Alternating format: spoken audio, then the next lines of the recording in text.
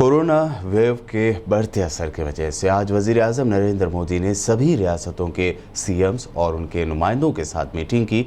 इस अहम मीटिंग में पीएम मोदी ने कोरोना के सेकंड वेव यानी दूसरी लहर को खतरनाक बताते हुए इसे रोकने को लेकर सख्त इक़दाम का इशारा भी दिया है।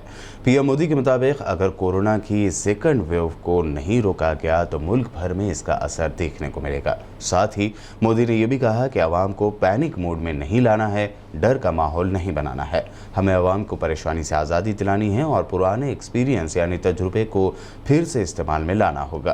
पीएम मोदी ने कोरोना टेस्टिंग बढ़ाने, कोरोना को गाँव में फैलने से रोकने और वैक्सीनेशन पर ज़्यादा जोर दिया। इसके अलावा माइक्रो कंटेनमेंट जोन्स बनाने की भी उन्होंने बात कही है। कोरोना की कई वेव्स का सामना करना पड़ा है। हमारे देश में भी कुछ राज्यों में केसेस कम होने के बाद अचानक से वृद्धि होने लगी है।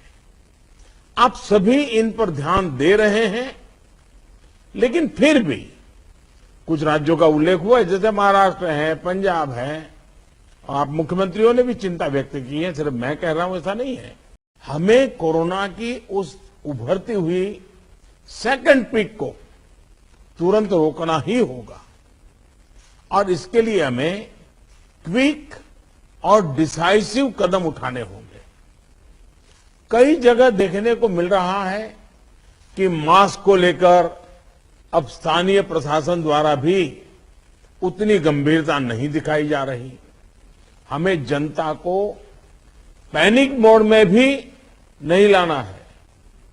एक भय का साम्राज्य फैल जाए ये भी स्थिति नहीं लानी है और कुछ सावधानियां बरत करके, कुछ इनिशिएटिव लेकर के हमें जनता को परेशानी से मुक्ति भी दिलानी है। माइक्रो कंटेनमेंट जोन बनाने का विकल्प भी किसी भी हालत में ढिलास नहीं लानी चाहिए।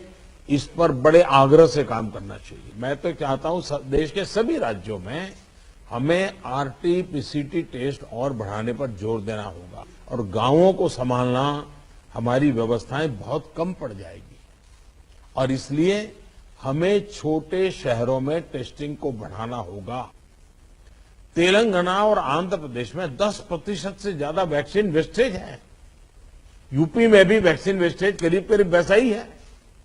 वैक्सीन क्यों वेस्टेज हो रही है, इसकी भी राज्यों में समीक्षा होनी चाहिए और मैं मानता हूं हर रोज शाम को इसकी मॉनिटरिंग की व्यवस्था रहनी चाहिए। एक मुद्दा है वैक्सीन की एक्सपायरी डेट। हमें ध्यान रखना चाहिए कि जो पहले आया है उसका पहले उपयोग हो, जो बाद में आया है उसका बाद में उपयोग हो।